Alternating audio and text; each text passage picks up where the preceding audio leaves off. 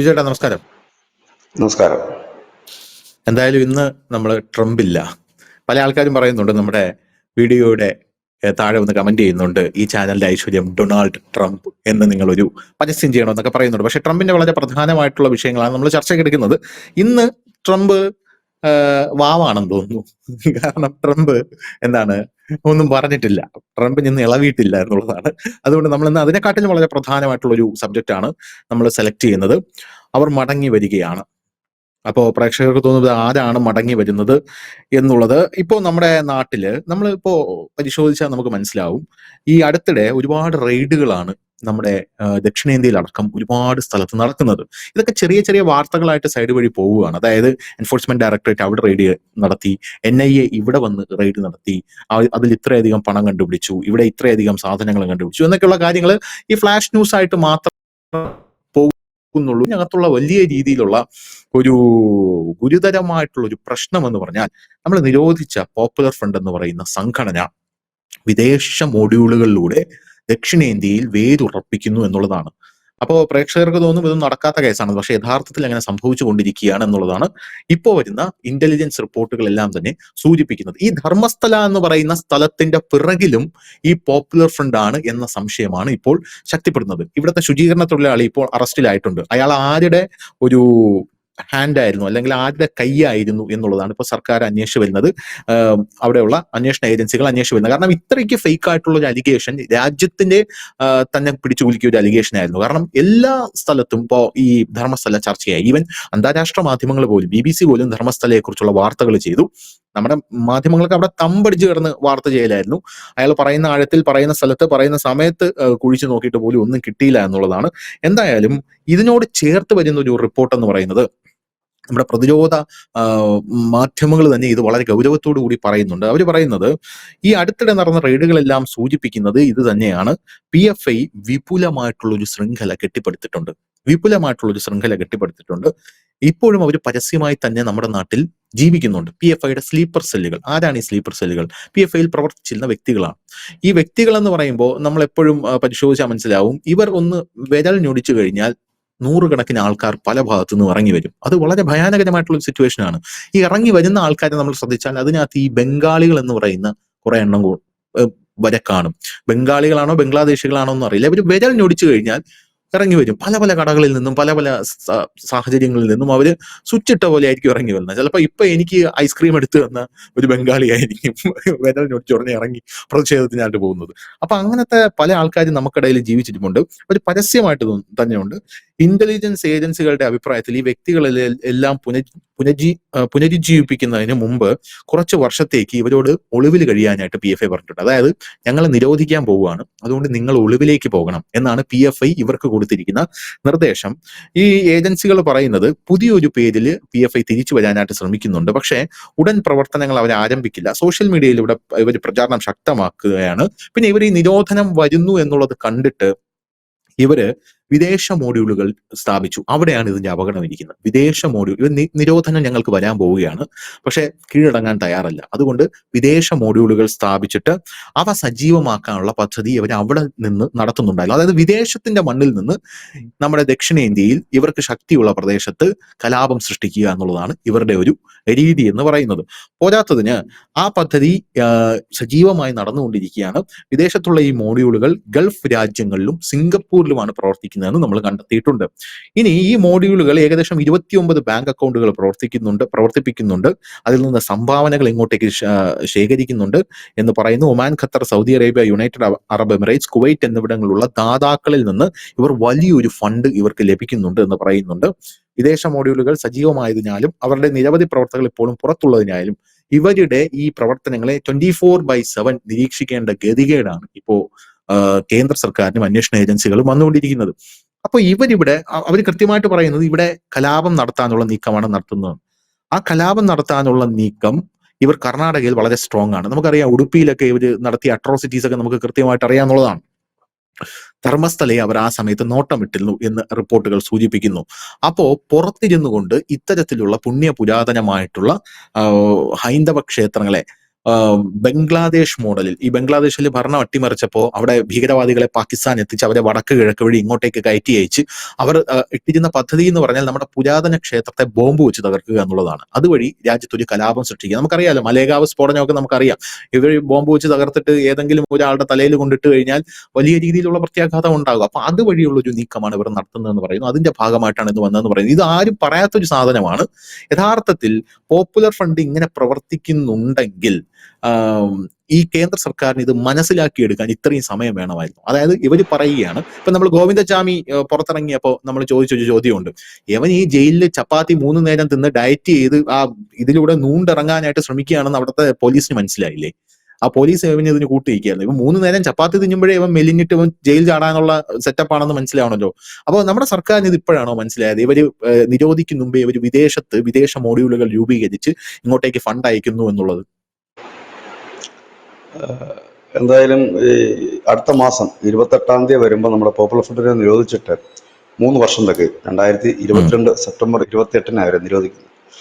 എനിക്കൊന്ന് news India Malayalam 2022 കാലം വരെ 2022 വർഷം വരെ ഏറ്റവും കൂടുതൽ ചെയ്തിരിക്കുന്ന വാർത്തകൾ ഈ പോപ്പുലർ ഫ്രണ്ടിന്റെ പ്രവർത്തനങ്ങളെ കുറിച്ചാണ്. അതില് നമ്മൾ ഓരോ പ്രവർത്തനങ്ങളും ഇവരുടെ ഓരോ മൊഡ്യൂളുകൾ തുറക്കുമ്പോഴും കൃത്യമായി തന്നെ അത് റിപ്പോർട്ട് ചെയ്തിരുന്നു ഇങ്ങനെയാണ് എന്ന്. ഒടുവിൽ അവര് ഒരു വലിയ കലാപത്തിന് തൊട്ടു മുമ്പ് നമ്മുടെ സംസ്ഥാനത്തുടനീളം കോൾ സെന്ററുകൾ സ്ഥാപിച്ചു. അതും രഹസ്യമായ കോൾ സെന്ററുകളായിരുന്നില്ല, പരസ്യമായ കോൾ സെന്ററുകളായിരുന്നു. ഒരുപക്ഷെ പ്രേക്ഷകർക്ക് ഓർമ്മയുണ്ടാകും, അന്ന് നമ്മുടെ നാട്ടിൻപുറങ്ങളിലും ഗ്രാമാന്തരങ്ങളിലുമെല്ലാം കറുത്ത ചായം പൂശിയ ചെറിയ ചായക്കടകൾ, ഈ മറ്റേ തട്ടുകടകൾ മോഡലില് 4 വീലും ഒക്കെ ആയിട്ട് കറുത്ത ചായം, അതിൽ മഞ്ഞ പെയിന്റ് കൊണ്ടോ വെള്ള പെയിന്റ് കൊണ്ടോ മനോഹരമായ ലെറ്ററിങ്ങിൽ കഫേ ടീ എന്ന് എഴുതിക്കൊണ്ട് മുക്കിന് ഒരു കൂണുപോലെ മുളച്ചുവും. അത് ആദ്യം റിപ്പോർട്ട് ചെയ്ത ചുരുക്കം ചില മാധ്യമങ്ങളൊന്ന് ന്യൂസ് ഇന്ത്യ മലയാളമാണ്. അതിന്റെ പേര് വലിയ ഭീഷണി നേരിടേണ്ടി വന്നൊരു മാധ്യമപ്രവർത്തനം കൂടിയാണ് ഞാൻ. പാതിരാത്രിയിലും മറ്റുമൊക്കെ വലിയ കോളും മറ്റുമൊക്കെ ചെയ്യുമായിരുന്നു. അത് പറഞ്ഞുകൊണ്ട് ഞാനൊരു വീഡിയോ ചെയ്തിരുന്നു. അപ്പൊ 2022 അത് നിരോധിക്കുമെന്നുള്ള കാര്യം ഉറപ്പായിരുന്നു. അന്ന് നമ്മൾ നേരത്തെ റിപ്പോർട്ട് ചെയ്തിരുന്നു ഇവരെ കുറിച്ചുള്ള ഡീറ്റെയിൽ. കാരണം നമ്മുടെ രാജ്യത്തിന്റെ നിയമം അനുസരിച്ചിട്ട് ഒരു സംഘടനയെ നിരോധിക്കണമെങ്കിൽ പഴുതടച്ച് അവരുടെ എല്ലാ ഡോക്യുമെന്റ്സും ഹാജരാക്കേണ്ടതായിട്ടുണ്ട്. അപ്പോൾ ഇവരുടെ പല കേസുകളും UAPയിലേക്ക് പോകുമ്പോഴും നമ്മൾ പറയുമായിരുന്നു ഇത് നിരോധനത്തിലേക്ക് തുടങ്ങിക്കഴിഞ്ഞിരിക്കുന്നു, നിരോധനം അതിൻ്റെലേക്ക് പോകുന്നൊരു പോക്കാണ്. കാരണം UAPയെ മാത്രം ചുമത്തപ്പെടുന്ന കേസുകളായി പിന്നെ ഇവരുടെ കൊലപാതകങ്ങൾ മാറി. അതായത് ഭീകരവാദം, അതാണല്ലോ അതിനകത്ത് ഗണത്തിൽ വരുന്ന ഭീകരവാദം, രാജ്യവിരുദ്ധത, ഇതൊക്കെയാണല്ലോ UAP വരുന്നത്. കർണാടക സർക്കാരിന്റെ കാലത്ത് ഒരു സമഗ്രമായ റിപ്പോർട്ട് കിട്ടി. അസം സർക്കാർ റിപ്പോർട്ട് നൽകി കേന്ദ്രത്തിന്. അങ്ങനെ വിവിധ സർക്കാർ ഏജൻസികൾ നൽകി ഇതൊരു അപകടകരമായ സംഘടനയാണ്, ഇവര് രാജ്യം തകർക്കുക എന്നുള്ളതാണ് ഇവരുടെ ലക്ഷ്യം. ഇത് അത് എല്ലാം തികഞ്ഞ ഒരു ISISന്റെ ഇന്ത്യൻ പതിപ്പാണ് പോപ്പുലർ ഫ്രണ്ട് ഓഫ് ഇന്ത്യ. ഇവരാദ്യം പ്രവർത്തിക്കുമ്പോൾ ഇന്ത്യയില് ഉടനീളം എല്ലാ സംസ്ഥാനവും വ്യത്യസ്ത പേരുകളിൽ, അതായത് പെട്ടെന്നൊരാൾക്ക് മനസ്സിലാക്കാൻ കഴിയാത്ത ചാരിറ്റി മനുഷ്യാവകാശ സംഘടനകളുടെ പേരിലായിരുന്നു പ്രവർത്തിച്ചത്. ഒരു സുപ്രഭാതത്തിൽ പെട്ടെന്നാണ് ഈ സംഘടനകളെല്ലാം കൂടി യോജിച്ചുകൊണ്ട് പോപ്പുലർ ഫ്രണ്ട് എന്ന പേരിൽ ഒറ്റ സംഘടനയായത്. പക്ഷെ പിന്നീട് ഇവർ ചെയ്ത പണിയെന്ന് വെച്ചാൽ ഇവരുടെ പല എന്താണ് പറയുന്ന പേരുകൾ കണ്ടോ, സത്യസരണി ഇല്ലെങ്കിൽ സേവാ സമിതി എന്നൊക്കെ പറഞ്ഞിട്ട് ഇപ്പോ ലേറ്റസ്റ്റ് കണ്ടുവരുന്നത് നമ്മൾ കാണുന്ന ഒരു കാഴ്ച എന്ന് വെച്ചാൽ ഇവര് ഈ സംഘപരിവാറുമായി ചേർന്ന് നിൽക്കുന്ന പേരുകളാണ് ഉപയോഗിക്കുന്നത്. അതായത് സംഘമിത്ര, നമ്മൾ കണ്ടതാണ് മഹാരാഷ്ട്രയിൽ നിന്ന് ഒരു പാക് ഭീകരനെ പിടികൂടിയപ്പോൾ, അത് UPയിൽ വലിയ മതപരിവർത്തനം നടത്തിയിരുന്ന ഒരു പാക് ഭീകരനെ പിടികൂടുമ്പോൾ അയാളുടെ സംഘ് എന്ന് പറഞ്ഞിട്ട് ഒരു പേരും കൂടെ അതിൽ എഴുതി ചേർക്കും. ഇപ്പോ നമുക്കറിയാം സോഷ്യൽ മീഡിയയിൽ ഒരു ഇടക്കാലത്തിന് ശേഷം വീണ്ടും നായന്മാര്, നമ്പൂതിരികള്, ക്രിസ്ത്യാനികളൊക്കെ കമന്റുമായി സജീവമാകും നമുക്ക് കാണാം. ഈ ക്രിസ്ത്യാനികളെയും ഈ നായന്മാരെയും ഈ നമ്പൂതിരിമാരെയൊക്കെ നമ്മൾ 2022 മുമ്പ് വളരെ കൂടുതൽ കണ്ടവരാണ്. അത് അവരിടയ്ക്ക് നിരോധനം വന്നതിന് ശേഷം ഇവരെല്ലാം മാളത്തിലായിരുന്നു. ഈ നായരും നമ്പൂരിയും ക്രിസ്ത്യാനികൾ വീണ്ടും അവർ സജീവമായിട്ട് ഫേക്ക് അക്കൗണ്ട്, അതായത് അവർക്ക് അവരുടെ സ്വന്തം പേരിൽ വരാൻ കഴിയില്ല, പകരം വേറെ എന്തെങ്കിലും WJI കമന്റ് ഇടുന്നു. അങ്ങനെയൊക്കെയുള്ള യൂസർ നെയിംസ് ഉണ്ട്. ആർവൈക്കോ എന്നൊക്കെ പറഞ്ഞിട്ട് എന്താണ് സംഭവം എന്നറിയില്ല. ഇനി തലവെട്ടോ എന്നാണോ അതിനകത്ത് യൂസർ നെയിമിന്റെ അർത്ഥവും എന്നറിയില്ല. അതിനുശേഷം നാരായണൻ, ജനാർദ്ദനൻ, അനീഷ് ബാബു എന്നൊക്കെ പറഞ്ഞിട്ടാണ് കമന്റുകൾ, വിഷ്ണു നമ്പൂതിരി എന്നൊക്കെ പറഞ്ഞു വരും. പിന്നെ സ്വാഭാവികമായും ജാത്യാലുള്ള തൂത്താൽ പോവില്ല. ഈ ജന്മനാമുള്ള സ്വഭാവം തൂത്താ പോകാത്തതുകൊണ്ട് കമന്റിനകത്ത് അക്ഷരത്തെറ്റ് നിർബന്ധമായതുകൊണ്ടും പെട്ടെന്ന് തിരിച്ചറിയാനായിട്ട് കഴിയും. അത് പോവില്ല, അത് മാറ്റാൻ പറ്റില്ലല്ലോ. പേര് മാറ്റാൻ പറ്റും, ചിലപ്പോ റൂട്ടും മാറ്റാൻ പറ്റും, തനതായ സ്വഭാവം ഒരു മനുഷ്യനെ മാറ്റാൻ പറ്റും. അതായത് ഇത്രയുണ്ട്. ഇപ്പൊ വളരെ എഴുതുന്നതിനകത്ത് വരെ ഒരു ഒരു ഒരു ഒരു ഒരു സ്റ്റൈലുണ്ട്. ഇപ്പൊ ഇവര് ഇസ്രായേൽ എന്ന് പറയില്ല, ഇസ്രായേൽ എന്നേ പറയൂ.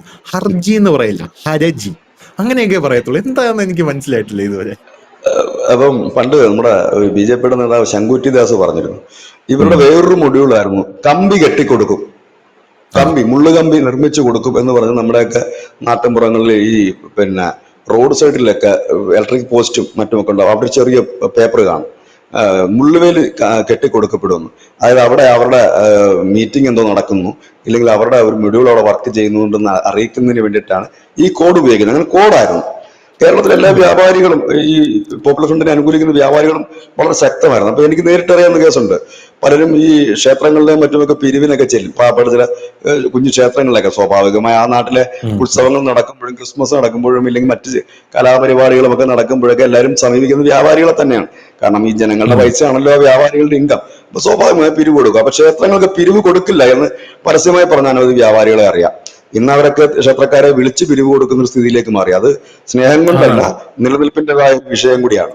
അപ്പം ഇങ്ങനെയൊക്കെയുള്ള ഒരുപാട് മൊഡ്യൂളുകൾ അവരെ അങ്ങ് തരും. അങ്ങനെ വളരെ കാലമായിട്ട് പഠിച്ച് ഇവരുടെ ഒരു വ്യാപ്തിയും ശക്തിയും സെൻട്രൽ ഗവൺമെന്റ് ടെസ്റ്റ് ചെയ്തത് 2019 ഈ പൗരത്വ ഭേദഗതി നിയമം വന്നു കഴിഞ്ഞപ്പോൾ അന്ന് ഇവിടെ എല്ലാവരും ചോദിച്ചു, ഇതെന്ത് ഈ അമിത്ഷാക്ക് ഇങ്ങനെ നിൽക്കുന്നത്, കാരണം അടിച്ചൊതുക്കുന്നതിന് പകരം ദൈവം വായി നോക്കിക്കൊണ്ട് നിൽക്കുന്നു എന്നുള്ളത്. ഇവരെന്ത് ചെയ്തെന്ന് വെച്ച് കഴിഞ്ഞാൽ ഏതാണ്ട് ഒരു വർഷക്കാലം ഇത് വാച്ച് ചെയ്ത് ഈ മുഴുവൻ കലാപകാരികളും ഇറങ്ങി, കൊച്ചുകുട്ടി വരെ ഇറങ്ങി, തീവണ്ടി കത്തിക്കാനും ഇല്ലെങ്കിൽ വണ്ടിക്ക് കല്ലെറിയാനും ലഹള ഉണ്ടാക്കാനും ഒക്കെ തുടങ്ങി. കംപ്ലീറ്റ് എണ്ണത്തിനെ പുറത്തെത്തിച്ച് കഴിഞ്ഞിട്ട് ഒരു സുപ്രഭാതി കംപ്ലീറ്റ് എണ്ണത്തിന് തൂക്കിയെടുത്ത് അകത്തിട്ടു. നേരെ മറിച്ച് തുടക്കത്തിലെ ഈ പൗരത്വ ഭേദഗതി സമരത്തിനെതിരെ ആക്ഷൻ എടുത്തിരുന്നെങ്കിൽ ബഹുഭൂരിപക്ഷം ഈ പറയുന്ന പോപ്പുലർ ഫ്രണ്ടുകാരും ആക്റ്റീവായിട്ട് ഒരിടത്ത് മാറിയിരുന്നേനെ. കാരണം പിടിച്ചു കഴിയുമ്പോൾ പിടിക്കുന്നുണ്ടെന്ന് പറയാം. പക്ഷെ അതിനുശേഷം നമ്മൾ പറഞ്ഞിരുന്നു, ഇത് ഗൾഫ് രാജ്യങ്ങൾ കേന്ദ്രീകരിച്ച്, പ്രത്യേകിച്ച് Saudi, Oman, Qatar, Kuwait, UAE തുടങ്ങിയ രാജ്യങ്ങളിൽ നിന്ന് വലിയ ഫണ്ടിങ് ഇതിൽ വരുന്നുണ്ട്. 12,000 അക്കൗണ്ടുകളാണ് ഇന്നും പല മലയാളികൾക്കും. ഇവർക്ക് ഫൈനാൻഷ്യൽ ചെയ്ത പല മലയാളികളും ഇന്നും ഗൾഫിലാണ്. അവർക്ക് നാട്ടിലേക്ക് എത്താൻ കഴിയില്ല, കാരണം എയർപോർട്ടിൽ വന്ന് NIA പൊക്കിക്കൊണ്ടു പോകുന്ന അവസ്ഥയിലാണ്. അവർ സജീവമാണ് ഇപ്പോഴും. ഏതാണ്ട് 29 അക്കൗണ്ടുകൾ ഇപ്പോഴും, അതായത് അവിടെ നിന്ന് ഫണ്ട് ചെയ്യുന്ന 29, ഇത് പല പേരിലാണ് ഫണ്ട് ചെയ്യുന്ന. സേവ് ഗസ, പലസ്തീൻ്റെ ഇനി ധർമ്മസ്ഥലയുടെ പേര് ഫണ്ടുണ്ടെന്ന് പറയും, നിമിഷപ്രിയ ഫണ്ടുണ്ട്. അങ്ങനെ പല പല പല ഫണ്ടുകൾ പല പേരിൽ, പല ചാരിറ്റി. ഇപ്പൊ ചാരിറ്റിക്കാരില്ലല്ലോ, ഇപ്പൊ നന്മമരങ്ങള് ഇല്ല. നന്മമരങ്ങളുടെ പണി ഒരു സുപ്രഭാതത്തിൽ പെട്ടെന്ന് പൂട്ടപ്പെട്ടു പോയി. അതെന്തുകൊണ്ട് പൂട്ടപ്പെട്ടു എന്നുള്ളത് അന്വേഷണം വിധേയമാക്കേണ്ടതാണ്. അപ്പം ഇതായിരുന്നു ഇപ്പം. അപ്പൊ ഒരു ഇടവേളയ്ക്ക് ശേഷം വീണ്ടും അവർ ആക്റ്റീവ് ആകുകയാണ്. അവര് ഇപ്പോൾ ആക്റ്റീവ് ആകുന്നത് കൂടുതലും സോഷ്യൽ മീഡിയയിലാണ്. അതുകൊണ്ട് തന്നെയാണ് ആദ്യം അവരുടെ പോസ്റ്റുകൾ നിരന്തരം വരും. അവരുടെ ഏറ്റവും വലിയ ടെസ്റ്റ് ഡോസ് ഇപ്പോൾ നടന്നത് ധർമ്മശാലയിലാണ്. ധർമ്മസ്ഥലില് അവർ വളരെ ആക്റ്റീവായിട്ട് പണ്ട് അവരെന്താണോ ചെയ്തുകൊണ്ടിരുന്നത്, പണ്ടും ഇത് തന്നെയാണ്, സോഷ്യൽ മീഡിയയിൽ കൂടെ കലാപത്തിന് ശ്രമം, വലിയ വർഗീയ ചേരിതിരിവ് ഉണ്ടാക്കുക, സംഘർഷ ശ്രമം, അതിന് സെയിം ആയിട്ടുള്ള ശ്രമം ധർമ്മസ്ഥല നടന്നു. നമ്മൾ രണ്ടും കൂടെ ഇരുന്നു കൊണ്ട് ധർമ്മസ്ഥലയിലെ വിഷയമുണ്ടായ നാലാമത്തെ ദിവസം അന്ന് ആ വിഷയം നമ്മൾ സമഗ്രമായി പോയിന്റ് ബൈ പോയിന്റ് ആയിട്ട് ഈ ചാനലിൽ ഇതേപോലെ നമ്മൾ ഇരുന്ന് സംസാരിച്ചു. അന്ന് നമ്മൾ പറഞ്ഞൊരു കാര്യമുണ്ട്, ഇതിന്റെ പിന്നിൽ റിയൽ എസ്റ്റേറ്റ് മാഫിയാണ്, ഇതിന്റെ പിന്നിൽ പോപ്പുലർ ഫ്രണ്ട് അടക്കമുള്ളവരുണ്ട്, ഇത് ശരിയായില്ല, ഇങ്ങനെയാണ് നമ്മൾ അറിയുന്നത്, ഇനി മറിച്ചായാലും ഞങ്ങൾ വാർത്ത ചെയ്യുമെന്ന് പറഞ്ഞതുണ്ട്. അന്ന് ആ വാർത്ത എനിക്കൊന്ന് ലക്ഷങ്ങൾ കണ്ടു. നമ്മള് സാധാരണ നമ്മുടെ വ്യൂവേഴ്സിനേക്കാളും ഇരട്ടിയൊക്കെ ലക്ഷക്കണക്കിന് പേര് കണ്ടു എന്ന് മാത്രമല്ല, അതിന് താഴെ നമുക്കെതിരെ പോലും വളരെ തെറിവിളിച്ചുകൊണ്ടുള്ള മോശം കമന്റുകളും വന്നു. അപ്പോഴും നമ്മളത്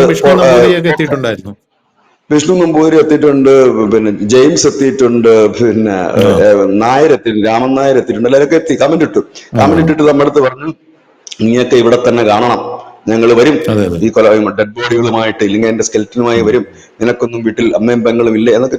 നമ്മൾ അവരുടെ ആ ഒരു വികാരം അതേ അർത്ഥത്തിൽ തന്നെ നമ്മൾ മാനിച്ചു. ഓക്കെ, വരട്ടെ, നമുക്കറിയില്ലല്ലോ എന്താണ്.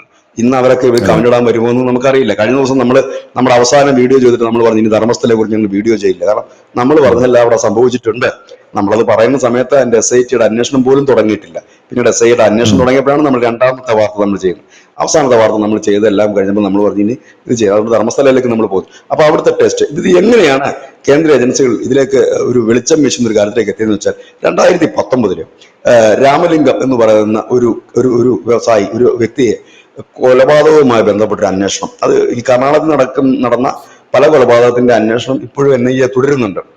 നമ്മുടെ നെട്ടാരു വധക്കേസ്, ഒരു യുവമോർച്ചയുടെ ചെറുപ്പക്കാരനുണ്ടായിരുന്നു കൊലപാതകം, അങ്ങനെ പല കൊലപാതകം അന്വേഷിക്കുന്നത്. അത് ഈ രാമലിംഗം കൊലക്കേസ് അന്വേഷിച്ചു കൊണ്ടിരിക്കുമ്പോൾ 2022 കൊടൈക്കനാലിൽ ഈ അമ്പൂർ ബിരിയാണി എന്ന് പറഞ്ഞ ഒരു ഹോട്ടലല്ല, പലയിടത്തും ഈ ബിരിയാണി ഹോട്ടൽ, ബിരിയാണിയാണ് ഇവരുടെ ഒരു കോൾ സെന്റർ, ഈ ആൾക്കാർക്ക് ഹെൽപ്പ് ലൈൻ സെന്റർ ആയിട്ട് പ്രവർത്തിക്കുന്നത്. പിന്നെ ഈ വഴിയിലുള്ള ഇന്നിപ്പം വഴിയിലെങ്കിലും ഈ കറുത്ത ചായം പൂച്ചിയ ചെറിയ പെട്ടിക്കടകൾ കാണാനില്ല. 2022 ഒരാഴ്ചക്ക് മുമ്പ് തന്നെ ഈ കടകൾ പലതും പൂട്ടപ്പെട്ടു പോയിരുന്നു. അപ്പം ഈ അമ്പൂർ ബിരിയാണി കട ഹോട്ടലുമുണ്ട്, താമസവും ഉണ്ട് കൊടൈക്കനാലിൽ. അത് റെയ്ഡ് ചെയ്ത് കഴിഞ്ഞപ്പോൾ അതിന്റെ ഉടമയായിട്ടുള്ള വ്യക്തി, ആ വ്യക്തിയുടെ പേര് ഇദം തുത്തുള്ള എന്നാണ്. ഇദം തുത്തുള്ളയെ അറസ്റ്റ് ചെയ്യുന്നു. അപ്പോഴാണ് അറിയാൻ കഴിഞ്ഞത് ഇതേപോലെ പോപ്പുലർ ഫ്രണ്ടിനെ സഹായിക്കുന്നതിനായിട്ട് രാജ്യത്തിന്റെ വിവിധ ഇടങ്ങളിലുള്ള ഹോട്ടലുകളും ലോഡ്ജുകളും ഒക്കെ ഇങ്ങനെയുള്ളവർക്ക് അഭയം കൊടുക്കുന്നുണ്ട്. അപ്പൊ അന്ന് എല്ലാവരും ചോദിച്ച ഒരു വലിയ ചോദ്യമുണ്ട്. പോപ്പുലർ ഫ്രണ്ട് എന്ന് പറയുന്നത് അത്യാവശ്യം വലിയൊരു സംഘടനയാണല്ലോ, അതിന്റെ കുറെ പേരെ മാത്രമല്ലേ തിഹാർ ജയിലിൽ പിടിച്ചിട്ടിട്ടുള്ളൂ, തലയെ മാത്രം. ബാക്കിയുള്ളവർ എന്തെന്ന് വെച്ചാൽ ബാക്കിയുള്ളവർ കൃത്യമായ റഡാറിലായിരുന്നു. അതുകൊണ്ട് തന്നെയാണ് ഈ അമ്പൂർ ഹോട്ടൽ ഉടമയെ അറസ്റ്റ് ചെയ്ത് അയാളുടെ കീഴില് ഈ ഒളിവിൽ താമസിച്ചുകൊണ്ടിരുന്നത്. അതായത് ഇവര് പല സംസ്ഥാനത്തും പോയി വേഷം മാറി കൂലിപ്പണിക്കാരായിട്ടും മറ്റുമൊക്കെയാണ് വർക്ക് ചെയ്യുന്നത്. വർക്ക് ചെയ്താലും ഇവരുടെ റൂട്ട് അവിടെ ഉണ്ടാകുമല്ലോ. കാരണം നമ്മുടെ അടുത്ത ഇതിന്റെ ഈ പ്രവർത്തനങ്ങൾ മുഴുവൻ ചെയ്ത് വെല്ലുവിളിച്ച് നടന്നൊരു വ്യക്തി, ആ വ്യക്തി എങ്ങോട്ട് പോകുന്നു എന്നുള്ളത് ഇന്റലിജൻസിനേക്കാൾ വ്യക്തമായിട്ട് നാട്ടുകാർക്ക് അറിയാം. ആ വ്യക്തി എവിടെയുണ്ടെന്നും എവിടെ വർക്ക് ചെയ്യുന്നുണ്ടെന്നും നമുക്ക് ഏകദേശം ഒരു ധാരണയുണ്ട്. അപ്പം ഇത്തരത്തിൽ അനവധി പേര് ഇവിടെ വർക്ക് ചെയ്യുന്നുണ്ട് ഇതേ പോലെ. അപ്പൊ റെയ്ഡുകൾ എല്ലാ ദിവസവും ഇപ്പൊ നമ്മളാരും ഈ മാധ്യമങ്ങളൊന്നും ഇപ്പൊ ഈ പോപ്പുലർ ഫ്രണ്ടിനെതിരെയുള്ള റെയ്ഡുകളൊന്നും കൊടുക്കാത്ത എന്താന്ന് വെച്ചാൽ ഇപ്പൊ അതിന് വലിയ പ്രസക്തി ഇല്ല, ആരും ശ്രദ്ധിക്കുന്നില്ല. ഡെയിലി ഉണ്ട് റെയ്ഡുകൾ. അത് കൊടുക്കാനാണെങ്കിൽ തന്നെ നമ്മൾ ഒരു കോളോ അതിനുവേണ്ടി തന്നെ നീക്കി വെക്കേണ്ടി വരും. അപ്പം അതേപോലെ റെയ്ഡുകളും മറ്റും മുൻപോട്ട് പോകുന്നു. അവരിപ്പോ വീണ്ടും സജീവമായിട്ടുണ്ട്. അവരുടെ ആദ്യത്തെ ഡോസ് ആയിരുന്നു ഈ നടന്ന ഈ ധർമ്മസ്ഥലം. മറ്റൊന്ന് അവരിപ്പോൾ ഒരുക്കിവിട്ടിക്കൊണ്ടിരിക്കുന്നത് ബീഹാർ ആയിരുന്നു. ബീഹാറിൽ ഈ വോട്ടേഴ്സ് ലിസ്റ്റിൽ നിന്ന് ആളുകളെ വെട്ടിമാറ്റുമ്പോൾ അവിടെ ഒരു കലാപം ഉണ്ടാക്കാം, സംഘർഷം ഉണ്ടാക്കാം എന്ന് പറഞ്ഞുകൊണ്ട് ഒരു ശ്രമം നടത്തും. പക്ഷെ നിർഭാഗ്യവശാൽ ഇവർക്ക് അത് മൂവ് ചെയ്യാൻ പറ്റില്ല. കാരണം ആ സമയത്ത് ആയിരുന്നു നമ്മുടെ ഈ ഓപ്പറേഷൻ സിന്ദൂറും എല്ലാം കൂടെ വന്നുകൊണ്ട് ആയുധം പുറത്തെടുക്കാൻ കഴിഞ്ഞില്ല. അപ്പൊ രാജ്യവ്യാപകമായ ഒരു പ്രക്ഷോഭത്തിന് സ്കോപ്പ് ഉണ്ടോ എന്ന് വെച്ചാൽ നിലവിലത്തെ സാഹചര്യത്തിൽ അത് ഇല്ല. കാരണം ഇവരെന്തുകൊണ്ട് ദക്ഷിണേന്ത്യ കേന്ദ്രീകരിക്കുന്നു വെച്ചാൽ മുമ്പും ദക്ഷിണേന്ത്യ തന്നെ ആയിരുന്നു ഈ തീവ്രവാദികളുടെ ഒരു വിളനില. ഐക്യരാഷ്ട്രസഭ തന്നെ പറഞ്ഞിരുന്നു ഇന്ത്യയിലെ ദക്ഷിണേന്ത്യയാണ് തീവ്രവാദികളുടെ ഹബ്ബെന്ന്. നമ്മുടെ അന്നത്തെ ആന്ധ്രാപ്രദേശുകാരനായിട്ടുള്ള നമ്മുടെ ഒരു ആഭ്യന്തര സഹമന്ത്രി, പേര് ഞാൻ ഓർക്കുന്നില്ല, കഴിഞ്ഞ ടൈമിൽ, ഇപ്പോഴത്തെ ടൈമല്ല, കഴിഞ്ഞ ടൈമിലിരുന്ന ഏതോ ഒരു റെഡ്ഡിയാണ്, അദ്ദേഹമായിരുന്നു നമ്മുടെ ആഭ്യന്തര സഹമന്ത്രി. അന്ന് അദ്ദേഹം പാർലമെന്റിൽ പറഞ്ഞിരുന്നു ദക്ഷിണേന്ത്യയാണ്, അതിൽ പ്രത്യേകിച്ച് അദ്ദേഹം സംസ്ഥാനങ്ങളും എടുത്തു പറഞ്ഞു. ആന്ധ്രാപ്രദേശ്, തമിഴ്നാട്, തെലങ്കാന, കേരളം അടക്കമുള്ള സംസ്ഥാനങ്ങളിലാണ് ഇവരുടെ ഹബ്ബ് എന്ന് പറഞ്ഞിരുന്നു. അപ്പൊ വീണ്ടും പോപ്പുലർ ഫ്രണ്ട് ഇത് നമ്മൾ മുമ്പും ചെയ്തിരുന്നു. എനിക്ക് തോന്നുന്നത് ധനുഷ് തന്നെ ഒരു 4-5 മാസം മുമ്പ് ചെയ്തിരുന്നു. പോപ്പുലർ ഫ്രണ്ട് വീണ്ടും ആക്റ്റീവ് ആകുന്നു പറഞ്ഞൊരു വാർത്ത ചെയ്തിരുന്നു. ന്യൂസ് ഇന്ത്യ മലയാളത്തിലാണെന്ന് തോന്നുന്നു അത് ചെയ്തിരുന്നിട്ട് എനിക്ക് തോന്നുന്നുണ്ട്. ഏതായാലും ഇപ്പൊ അവർ പഴയതുപോലെയല്ല, അവരിപ്പോ ഓൺലൈൻ റിക്രൂട്ട്മെന്റ് വീണ്ടും അവർ ആരംഭിച്ചിട്ടുണ്ട്. ഓൺലൈനിൽ കൂടെ സംഘടന ശക്തമാക്കാനായിട്ട്. കാരണം ഈ സോഷ്യൽ മീഡിയ ആണല്ലോ ഇതിന്റെ ഒരു ഇത്. അപ്പൊ പല പേരിൽ പല രൂപത്തിലാണ്. പക്ഷെ ഇപ്പോൾ അതിന് ചെറിയ വ്യത്യാസം വന്നിരിക്കുന്ന വെച്ചാൽ മുമ്പ് ഇവരുടെ പോസ്റ്റുകളും മറ്റുമൊക്കെ വലിയ രീതിയിൽ തന്നെ ഹിന്ദു സമുദായത്തിൽപ്പെടുന്നവരും ക്രിസ്ത്യൻ സമുദായത്തിൽപ്പെടുന്നവരും ഒക്കെ ഷെയർ ചെയ്യുകയും ലൈക്ക് ചെയ്യുകയും ചെയ്തിരുന്നെങ്കിൽ ഇപ്പോൾ അവരുടെ ഭാഗത്തു നിന്നുള്ള പിന്തുണ ഇവർക്ക് ഇല്ല. അതുകൊണ്ടാണ് ഇവര് നായരും നമ്പൂരിയും ക്രിസ്ത്യാനിയും ഒക്കെ ആയിട്ട് മാറുന്നത്. ഇവര് തന്നെ സ്വയം മാറുന്നു. പല റോളുകൾ ഒരു സമയം കൈകാര്യം ചെയ്യേണ്ടി വരുന്നു.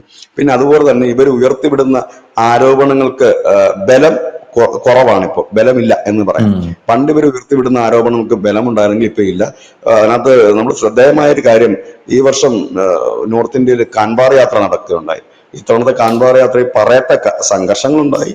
പറയത്തക്ക കലാപങ്ങളോ സംഘർഷങ്ങളോ ഒന്നും നമ്മൾ കണ്ടുമില്ല. ഏതായാലും വീണ്ടും പോപ്പുലർ ഫ്രണ്ട് സജീവമാകുന്നു എന്ന് തന്നെ വിവിധ ഏജൻസികളെ ഉദ്ധരിച്ചിട്ട് പോകുന്ന റിപ്പോർട്ടിന്റെ അടിസ്ഥാനത്തിലാണ് നമ്മൾ ഈ ചർച്ച നടത്തിയിരിക്കുന്നത്. ഏതായാലും പോപ്പുലർ ഫ്രണ്ട് എന്നല്ല ഇതുപോലെ നിരോധിക്കുന്നത്. സിമി നിരോധിച്ചപ്പോൾ അതിന്റെ പേര് മാറ്റി പോപ്പുലർ ഫ്രണ്ട് വന്നു. ഇനിയും അവർ മറ്റൊരു പേരിലേക്ക് വരാനുള്ള തയ്യാറെടുപ്പ് നടത്തുന്നു എന്ന് കേന്ദ്ര ഏജൻസികൾക്ക് മനസ്സിലായിട്ടുണ്ട്. എന്തായാലും നമ്മൾ ഈ ഒരു വാർത്ത ചെയ്യണമെങ്കിൽ നമുക്ക് അവിടെ അതുപോലത്തെ ചില ഇൻഫർമേഷൻസ് കിട്ടിയാലല്ലേ ഉള്ളൂ. ഇപ്പൊ നമ്മളെ കണക്ക് രണ്ട് മാധ്യമപ്രവർത്തകർ ചർച്ച ചെയ്യുമ്പോൾ നമ്മുടെ ഈ കേന്ദ്ര അന്വേഷണ ഏജൻസികൾ എത്രയോ ശക്തമാണ്. അവരപ്പോൾ എവിടം വരെ എത്തിയിട്ടുണ്ടാകും എന്നുള്ളതും പ്രേക്ഷകർക്ക് ചിന്തിക്കാവുന്നതാണ്.